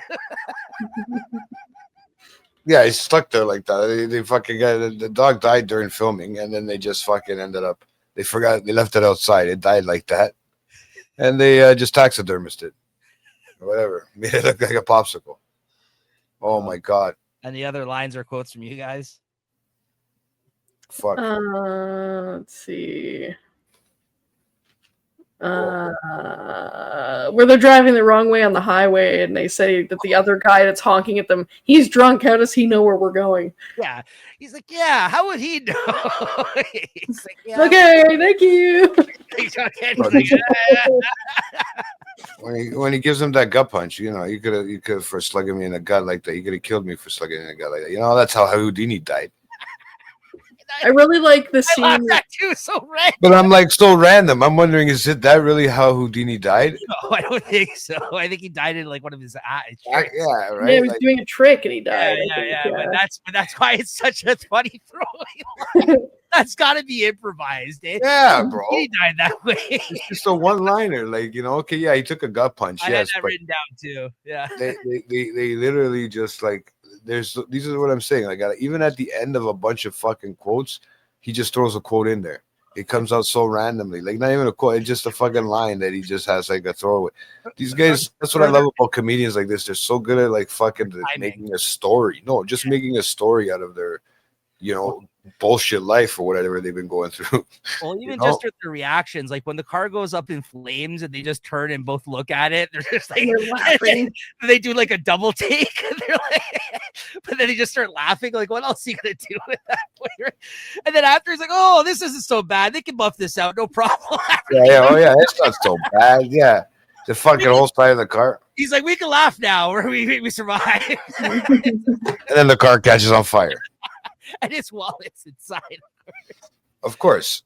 The guy gives him $17 and the Visa. But they melted the Visa cards. Yeah, the Visa cards were this big. Like seriously, is oh my god. But John Candy, like when he tries to do it, he's like, I got a nice Casio watch, and he like tries to like put it on his hand. And $2. Yeah, he did it so like, you know, like yeah, he was the sales guy straight up. I would have bought fucking earrings off of him that were fucking shower curtains. Oh. The bit right after that is my favorite scene. So he's like, when he realizes he's sitting in the car out in the cold, he invites him in, and then they're drinking all those mini bars from the fridge, or mini bottles from the hotel bar. I mean, and they're just drinking and laughing about shit. And he was like, "Why do I feel like I'm at summer camp?" And they're just drunk, laughing at each other. That's my favorite scene. So it's funny. Do you watch the documentary, the John Candy documentary? Not yet. That line is highlighted by him in the documentary as well. And he says that's what it was like being with him, like working with him. Like he's like, that he actually says that, or someone says that. They're like, yeah, with that summer camp line, they're like, that's how much of a joy it was, like working with him. Like they mentioned, like in that specific line. And then, and then when he's like, he's like going to Jamaica, man. He's like Jamaican rum, and he's like doing that. And he's having like the little bottles and drinking them, and they're eating the chips and stuff like that. Yeah. But again, they're all having fun, and he just forgave him and all that. And that's when the line, he's like, well, at least we got our wives or whatever. And like he says that like little speech there, and he's like, to the wives, and like you see this look on John Candy's face that he can't relate to what he's saying anymore because his wife's dead. And it's not even that she just died. She's been dead for 8 fucking years. That's the thing. Again, you don't really see those. You don't realize those parts the first time that you watch it. At least I never did. Like maybe other people saw it. And then growing up too, when you're young, you don't pay attention to that either, right? Like, look at all the laughs you're having. Look at all the laughs, exactly. Yeah. Like that. By that time, you already done the movie. Like you don't even care. Right. Like you know, when growing up, when you're watching it at that sense, like at that point, right? Because they're already done the funny parts, like you know. So I mean, to see it is kind of, you know, the emotion really gets there with you when it comes to this. I can see that, like, you know, it kind of sucks because it's like you're gonna have this emotion with somebody in your life, whether or not it's a family member, a friend, or whatever. And you still gotta sometimes face those realities out there. And people take it, like I said, advantage that we don't have enough time to just look, guys. We get to sit here and record like this too. it's awesome, right? You know, like so. It's that we work hard every fucking day, and then we can come and just shoot the shit, watch a movie. Yeah, I was looking have forward some to, good, I look forward to these conversations. Yeah, I know what you're saying. You take it for granted. Like, sometimes. Yeah, you take it for granted, and this whole thing, because I mean, and John Candy is that perfect, candidate in that sense to kind of give you that laugh. I mean, Steve Martin, like I feel like every line that they used, even with his wife, with a quotable one where she says, "Oh, you stayed at a motel room. You shared a motel room with a complete stranger." Yeah. And he goes, "Hey, you lost your mind?" She goes, "No, but he's I'm working on it, right?" But that's some line that you feel like his wife would have said something like that to him in another movie before, as where like John Candy, I feel like 90%, like I don't know, I feel like a lot of this was just right off the top of his head, just because he's just such a natural at being that goofy kind of I want to make you laugh sort of character in that sense. So it's just it really, like, he's got so many, the quotes are just like tremendous when you go through them and you try to think about them, right? Without reading, like everything is literally a whole fucking paragraph to write out. I know. One-liners. I like the part too where he gets pulled over in the car by the cop. He's like, "What the hell are you driving here?" "Oh no, we had a small fire last night." He's trying to act like it's not a big deal.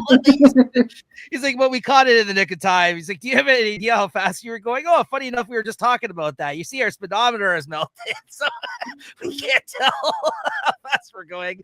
He's like, it's hard to see the degree of accuracy exactly how fast we were going. He's like, "Do you feel this vehicle is safe for highway travel?" He's like, "Yes, I do." Yes, I do. Oh, serious? And we need to get this guy to home to his family for Thanksgiving, right? And the guy just impounds the car, right? He's never really driven the fancy cars. He's driven the Uncle Buck car, and the backfires and smoke's coming out the back. But again, he's always been that character. The shift of serious and funny that he's able to pull off, amazing. That's why that Home Alone scene that he's in, it's so fucking good when he's in the car with her and he mentions leaving his son at the funeral home all day. And then he's like, "Yeah, he was traumatized. He didn't really talk for like 6 months, but the kids are resilient." Yeah, they'll get over it. They'll get over it. And then Catherine O'Hara is like, "Oh my god!" He's like, but then I think it was like a cut to a scene like after with fucking Macaulay Culkin just setting up stuff at home, setting up ready to protect the house and stuff. Like it just worked out perfectly, right? Conan O'Brien, I've heard him talk about this on his podcast as well, and he also talks about it on the documentary as well. But he talks about this skit that he saw. He saw this skit. He talks about the first skit that he saw, and when he discovered John Candy and SCTV, he's this guy who's like he's a Western movie guy, and his name's Yellow Belly. And they showed the clip of it. It's a scene where John Candy's this guy like in the Western, and he shoots people in the back. And he shoots like a kid and like a woman in the back because he's like a chicken, right? Like that's hence the Yellow Belly name, right? Yeah. And he's like he saw that in the skit and like changed like Conan O'Brien's like whole like he's like it was so dark and like weird of a skit. He's like, why? Like he's like, I've never seen like somebody do something like that in a sitcom like on TV where this guy literally shot a kid and his mom or something in the back, and it's John Candy acting as like a Western type of character when called Yellow Belly, right? And it's just, again, it just shows that he can do that kind of stuff as well. Like it could be so ridiculous, but he's also like into like you said, there is some darker humor stuff going on there, right? Like a little bit of it. Yeah, I feel like it went a lot deeper, Yeah. But hey, this is the best line this is the one where Nico literally, that's where he just broke down and just but the one where he's like, when Steve Martin says, "Honey, I'd like you to meet a friend of mine." Yeah. And then she goes, "Hello, Mr. Griffin." He goes, "Hello, Miss Page." And that's when he goes like, "Oh man, this guy just made a friend." After 89 years, and he just started. And that was it. And then Nico just went into. Then they play that stupid song. That's literally like the last line. I love Julie though, just heartless. Like, I don't even know what part you're sad at. I didn't know if it was the earlier one or the later one because it didn't get me. Did you watch this with Parth? Yes. What did he think? Is this your first time watching it? It was his first time watching it. What did he think? He was also confused about which part you were crying about. Oh, you heartless bastards, millennials. You heartless new generation millennials. That's what it is. You have no. I guess it's just personal. Bigger balls than me. I'm not alone though. There's a guy No. that used to work I'm on. with Nico. Sorry, Nico. There's a guy that works on the Howard Stern show, Richard Christie. Mhm. There's a whole He bit. makes good I thought he makes good cookies. No. It's So- Mr. Christie. Yeah, Mr. Christie. So there's Thank a you, whole, Julie. there was a whole moment on the air where he also has that free, like he also cries at that part, and they found this. Oh. And if you can find this on YouTube, there's a clip of them making fun of him on the Howard Stern show where they brought him into the studio and they make him describe the plot to this film. And just like I did earlier in the show, he's saying the part and he just starts fucking crying. So I'm not alone. Like, it's just it's just like it is a sad part, man. But it's It's like, just- Think about it. Hey, Something to be think said about for like people connect with different, Yes. different stuff, right? Like it's yeah, there's lots Yeah. of things that doesn't phase me whatsoever. So I Yeah. get it. But this is the one that gets me weirdly enough. I don't know why, but it's it. like And- some movies too. Like I might cry like once, Mm, shed a few tears, but then like next time I know what it's about, I'll be okay. yeah. This time, for whatever fucking reason, it's just like it always gets me. I don't know why. So you watched that documentary. well, that too. That was sad as well. You know, exactly. So that one Oh. doesn't help. Just seems like a fucking genuine nice guy. Like, and there's so very few. Like, there's all these documentaries you see these days are about pieces of shit, right? Like, and just like true. right. So this is just, it was so different than those ones in that sense, right? So it's just like it was. But most people, you know what, talk shit about you when you're around, but then after you're gone, they realize what they fucking lost. But you know what the worst part about it is? I heard somebody commenting on the documentary. They're like, "Oh yeah, it was a good documentary. It wasn't a great documentary." But I almost feel like that person had that opinion because there wasn't no salaciousness to the material that they were going over in it. Like they were literally just telling you about his childhood and like his career, and it wasn't any like crazy like drug fueled He like was never in a scandal. It was Right. never, right, which is like Rare. yeah, well, especially in the documentaries, because that's what makes them interesting. Some of these documentaries. Don't get me wrong, I like those type of documentaries too, but this just didn't offer a look at that kind of thing. Like, you know what I mean? Like, they didn't go that deep in that sense. They were very respectful about it, almost like him and the material that they were kind of presenting to people, and showing you his peers that worked with them and all that kind of stuff. Like, it's one of those things where like no one had a bad thing to say about the guy. Anything else from you guys though for scenes and quotes? we covered it all. Ran the gamut. Yeah, there's plenty more, but it's gonna get repetitive at this point. So, Yeah. Okay. Any questions about this film? I had none. I have one, but I think it might be something that got answered in a deleted scene that I just don't know about. Okay, Which what is is- it? Do we think that John Candy got the car from V5? From Like where? the rental car? I think From so. the space that Steve Martin had the what thing you're saying. for. Oh. Everything fell in place. Everything, even with the Sure, switching sure. of the credit card in the beginning. Yeah, Yes. did you ever see that at the It's pay? not really an answered thing. The rest of it all is kind of piecemeal in the movie. You figure it out. Well, here's a question for But you. do guys. we see what was in the thing, in the actual? Because that thing, it always fell out of the car, flew out of the car, the treasure trunk. Did he open it No. ever? No, That was my other question. that was his whole No, belonging. the No, steamer and I feel like, The steamer I feel- truck. Yeah. yeah, that was always just something that was never. And that thing fucking flew out of the car when it went over that, when it got blew up, Probably and a shower curtain stuff. and never opened. Yeah, that's true. Because Could have been his wife's body for all we know. That would have been a dark twist. No, Oh my god! maybe that was one of the deleted scenes of the hour and a half. What's That's in not the there. trunk? What's in the trunk? And he Yeah, opens I'll it, and open it's the fucking bit from Pulp Yes. Fiction. It's just Yeah, it's gold. his wife's court.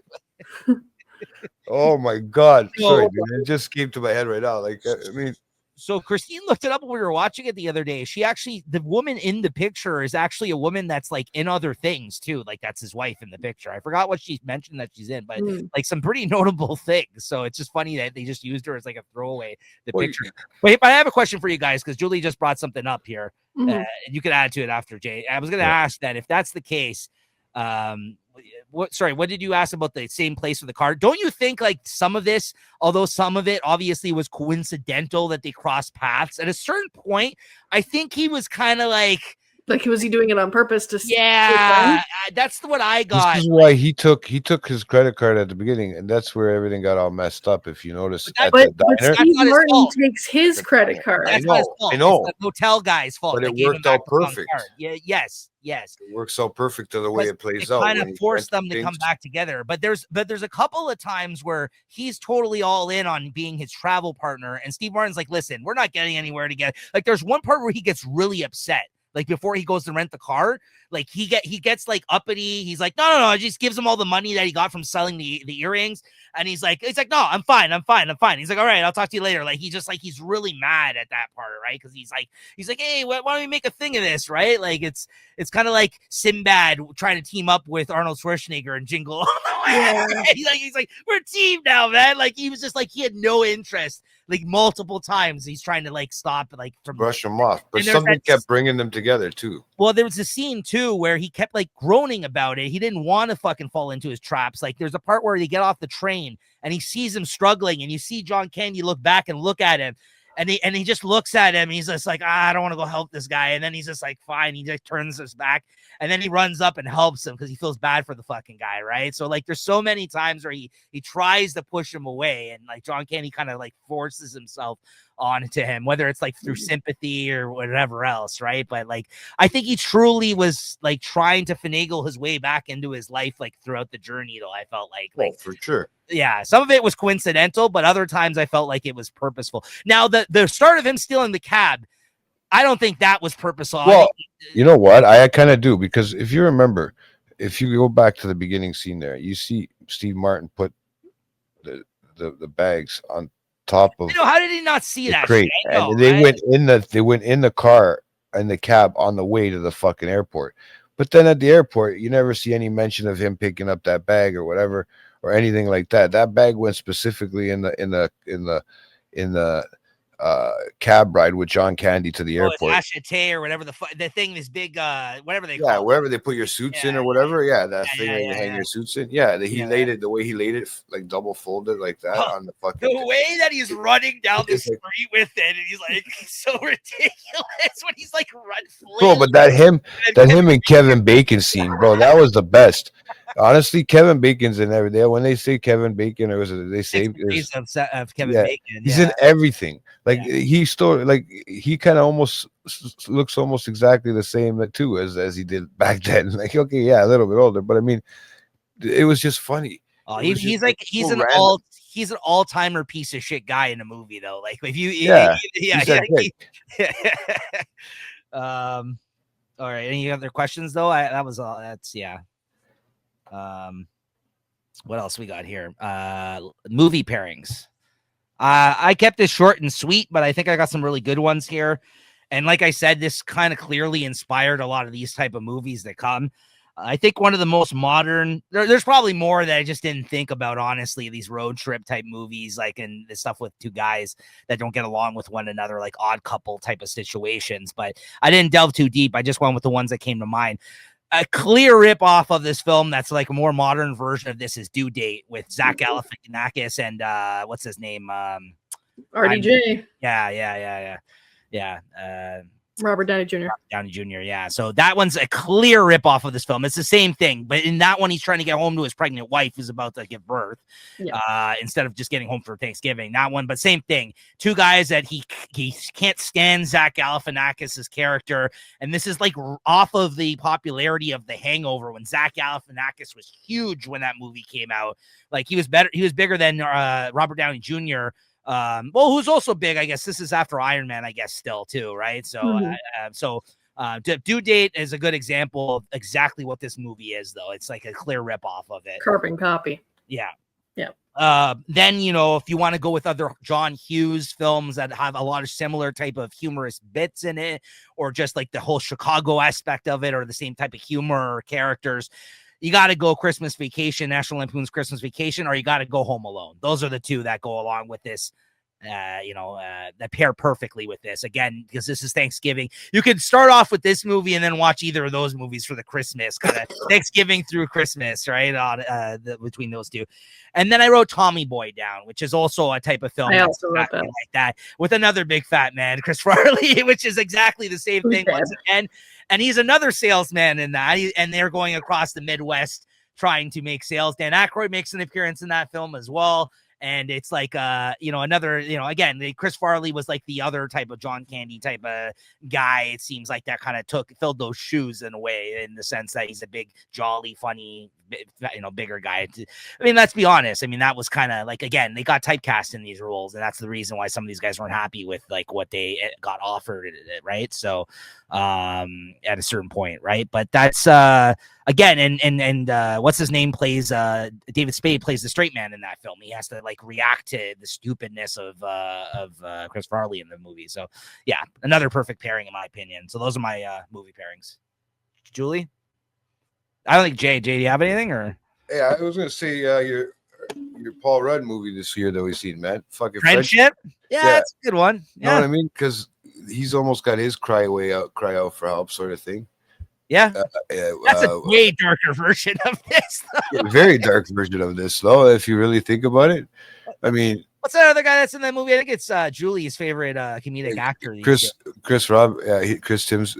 What's his name? Tim Robinson. Yeah, yeah. She's got another TV show out again. So. The Chair Company. I've heard good things about it. Yeah. Oh yeah, it's funny, man. I gotta watch it. I know my buddy at work was telling me about it. It's not no movie. It's office movers, but yeah, you know what I mean. He was telling me about the humor in it though, and I'm like, that sounds exactly like the Friendship movie, the stuff that's going on in there. Honestly, like I'm like, but yeah, this is like a 2020s version of this type of thing. That Friendship, it's like, yeah, okay, now I'm really gonna go out for a morbid sense of fucking. I'm gonna try to fucking work my way into this guy's fucking life, basically wear his underwear. You know what I mean? In that sense. There's the cat. Yeah, I could only keep her out of the room for so long. What's the cat's name again? Certain time to show off her pussy. Who? Ronnie, Veronica. Betty and Veronica. Whatever their name. Oh, I thought I had two names. Betty and Veronica. This is Veronica. Oh, okay. No, Archie. The Archie comics. Yeah. Where's the ginger? What ginger? Archie. Archie's a ginger. I know Archie's a ginger, but okay, Garfield. Want me to say Garfield? Fuck, where's the orange cat? That's what I was trying to get at. The white cat died. It's eating on your arm, Julie. What's going on there? It's eating your arm. So she just wants to be all up in my business. There you go. Yeah. All right, is that it, Jay? Yeah, I really, like I said, I enjoyed this movie, and I wish I could have that stash in this movie that John Candy pervert stash. That's perfect for Movember too. You had a perfect month for it too, bro. How dare you? You did a good thing. Perv stash. How dare you? It's the 80s porn stash, bro. Yeah, everybody's got to have one. Go ahead, Julie. Okay, I got some that I gotta justify here a little bit. I mean, okay, if we're gonna go with another John Candy movie that is iconic, near and dear to me, Uncle Buck. Also ends with the same exact frame, same scene, that kind of really. Yep. See, that's funny. That sounds like you both said that's your favorite John Candy. Well, this is my favorite John Candy, and I like Uncle Buck as well. This and Home Alone, though, are my favorite personally. This, I would say, either Uncle Buck wasn't Christmas. Uncle Buck or Spaceballs. Yeah, hey, Spaceballs is interesting. He's good in Spaceballs, but that's such an ensemble of a cast in that one. I don't think as that. It is, but it was one that I watched a lot as a kid. That's true. Okay, that's cool. And he's the Chewy character, so yeah, he's barf. Yeah, all kinds of quotables in that one, man. Oh fuck. Yeah. So those are my John Candy pairings. I've got some other like hijinks road trip movie pairings. And then my other ones are just kind of like the straight guy and the annoying guy pairings. So like The Other Guys, I think, is that one with Will Ferrell and what's his name? That would be like a version of that. The Hangover, I had Due Date written down. I had Tommy Boy written down as well. But The Hangover is kind of like, road trip hijinks vibes. Harold and Kumar Go to White Castle, road trip hijinks. Yeah. I wrote Little Miss Sunshine, very different vibe, but hijinks road trip. Yeah. This is kind of a bad pairing. People thought this was a bad movie, but I watched it a lot. RV with Robin Williams. Yeah, that's a late period Robin Williams film, which isn't that great. It's okay. Yeah, it's all right. It's mediocre, but we watched it a lot. Deadpool and Wolverine, and I have a specific reason for this. Why? Ryan Reynolds, as we know, is a huge fan of John Candy's. The burnt out car from the highway is in the movie. I don't remember. The forest. I don't remember that. Although Ryan Reynolds and Colin Hanks pulled up to the TIFF world premiere of this documentary in that car. They pulled up. Oh, so I didn't catch have the car in the forest. In Deadpool and Wolverine in the woods when they are driving with their car. Well, there you go. It's there, but also that is another version of like the straight guy and the goofy fucking guy, and they're not getting along and they're stuck together. Yeah. I wrote down on like a similar road trip vibe, but Christmas movie. It wasn't, I don't remember if it was like a particularly good movie or not. It was called I'll Be Home for Christmas. It was Jonathan Taylor Thomas. I've seen that. I'm familiar. Yeah. I actually rewatched it last year. Me and Christine, we know that film. Yeah. Yeah. Where he's dressed up. He's left out in the desert and he's dressed up in a Santa suit and he has to. Yes. Yeah. And Jessica Biel's in that, isn't she? Like an early Jessica so. Biel. Yeah. That was just kind of like holiday road trip movie. And he has to come home and to get the car that his dad's going to give him that they worked on. Something, yeah. He has to get home because he never comes home for Christmas. So his dad's like, if you come home, I'm going to give you the car. Yeah. So, and my John Hughes pairing is Breakfast Club because that I think is my favorite one. It's honestly his like. It is his best film, I think, technically, like in terms of like the structure and everything else about it. Yeah, I think you're right. It is. Yeah.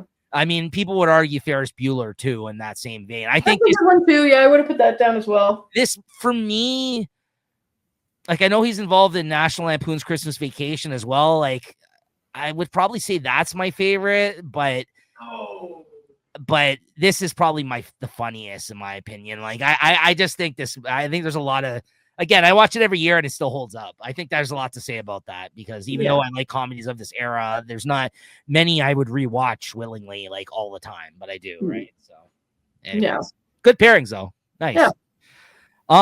Okay, and then I feel like it's pretty straightforward at this point, but legacy of this film, I do think is John Candy. I think this is part of John Candy's filmography that sticks out that people talk about. Like I said, they named the documentary after him. After a line that he says in this movie, I think it's also like because of the relationship of John Hughes and him that they had between each other and their collaborations. I think that's the legacy of this film personally. I think if you're going to point to one thing about it, you have to point to John Candy's involvement in it, as well as the collaboration between him and John Hughes. I think even in John Hughes' run, he's did so many great films in such a short period of time. For a lot of people, this might not even make the top 5 of John Hughes films, honestly, like for some people. Like that's why I feel like it's more like a vehicle, even though Steve Martin's great in this too. Steve Martin, I think outside of this has done better work in other things. Like he has his own lineup of really great films that he's the star of. Right. So I just think that John Candy, to kind of play off of him, stole the show a bit from him. So I got to give it up to him ahead of everybody else. And that's the reason why I picked this film is I think because of John Candy. So over everything. Right. So this is John Candy's favorite film he's ever been in. It's also Steve Martin's favorite film he was ever been in. There you go. Yeah. There you go. Like favorite one of their own works. Experience, yeah. Okay. Yeah. You read that online or? Yep. They may have talked about it too in the documentary. I don't know. There's a lot there. I know we mentioned a lot in this video, but that's my other takeaway from this conversation. If you take away anything from this conversation here today, go watch that documentary because it gives you a very good snapshot of the man that he was, John Candy. I feel like, and I learned a lot. He grew up in East York. I mean, I grew up in East York I had no idea that he grew up in East York. I knew he was from Toronto. I had no idea he grew up in East York. So that kind of, it blew my mind when they told me where he lived. Like, I'm like, I know that area. Like, I was just like, I had no clue that he was that close in terms of like where he lived when he was growing up, right? So small world shit. Yeah. So small world shit, bro. Do you guys disagree though in terms of legacy? You agree, right? Not at all. Yeah. Oh no, not at all. I don't disagree at all. There's anything with John Candy's legacy movie. Well, there you have it then. That concludes this pick of Late Night at the Movies, episode 73, Planes, Trains, and Automobiles. So a couple of quick announcements, though, before Julie gets to it. I should mention Julie's got the next pick for the show, but Julie actually also has the last movie pick of the year. So we will continue to have movies drop throughout the month of December through New Year's. But there's going to be a couple of pre-recorded things. I think there's going to be some more Christmas-specific movies that, I might have to tag team Christine in back again who just helped out with our Halloween kind of October content. We might have her back on. Me and her might do some like top 5 Christmas movie, top 10 Christmas movie type of themed episode, something like that. Will come out before Christmas through Hallmark theme. What's that? Hallmark theme? Yeah, exactly. So I did want to mention that. So there's going to still be videos that go out throughout the end of the year, and we're going to try to make it so something comes out every week. And in the new year, I believe the plan is that Max will be coming back at that time. He had taken a short hiatus. We will then at that time reconvene, and we're going to be discussing our favorite movies of 2025. Now, Jay, as you know, from years previous, me and Jay always come out with our videos of our year-end media review, where me and Jay have historically gone over all of our favorite movies, TV, this kind of stuff. I think for the first time ever, given that we talk about TV and movies here on this show now, that we might record that content in the early new year and finally give ourselves maybe enough time to actually watch some things we didn't get a chance to watch throughout the year, because we normally have recorded that in December.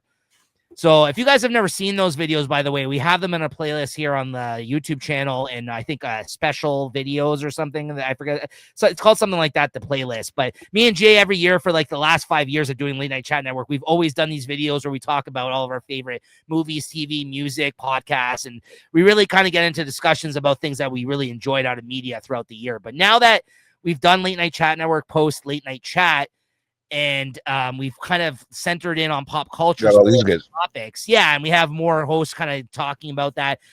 I think and I didn't even talk to Jay about this, honestly. I'm telling you right now, Jay. I think that's the plan of what we'll do in the early New Year's. That's when you'll get those videos of our favorite movies and everything else that from 2025. So stay tuned for that, because that'll come out in early New Year.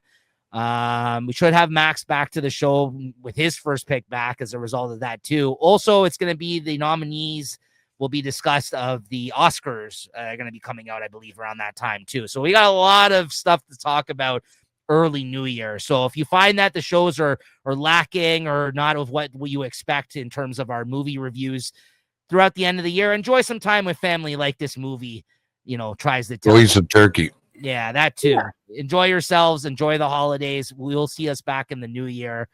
But Julie will be our last actual pick of the year. And then after that, like I said, you'll get some additional theme movie episode or trailer reaction stuff that comes out throughout the month of December. Maybe I'll even do a football show, and that's never coming back. Don't listen to this guy. And then in the new year, guess what else is coming back? Watching the Throne. Watching the Throne will be coming back in the new year. That's with me, Jay, and Christina. And that's when we're going to be talking about the new spin-off show of Game of Thrones.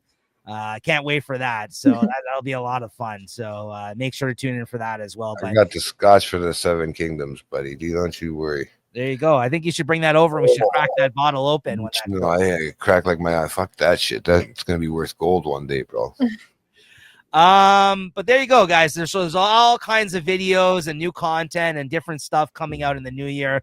That whole ramble was just to kind of let you guys know about things that we're going to be cooking up, and it'll be coming out after we take a brief break for ourselves as well at the end of this year. So I just kind of wanted to highlight there for all you guys. Right, Jay? Look at that. For the first year ever, we're not going to do the year-end media review in December when we're sick and busy and work's kicking our ass and we got lunchtime. We're broke. Oh, yeah, it's so funny too, because I'm not even doing overnights this year. We could fucking do it smoothly this year. It really would have been simple. Enjoy your daylight, brother. You know what? Honestly, yeah, exactly. Fuck You're that. a lot busier these days too. Let's be honest. So I think it's a different Christmas for me, man.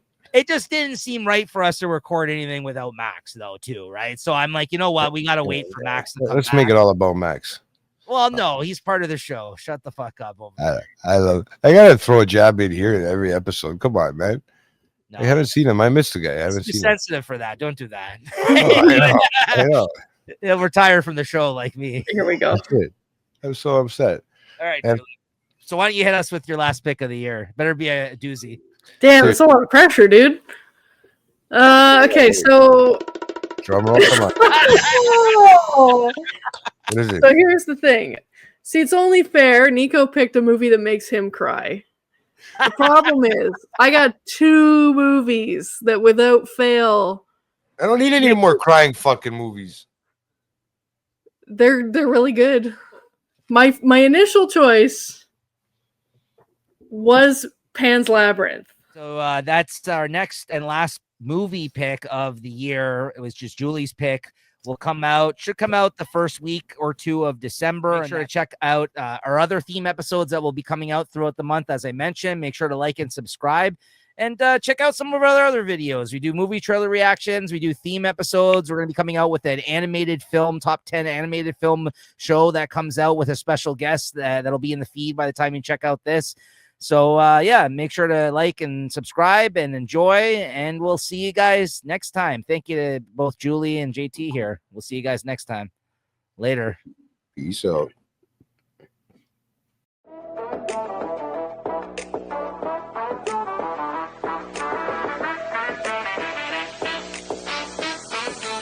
Welcome to the show, everybody.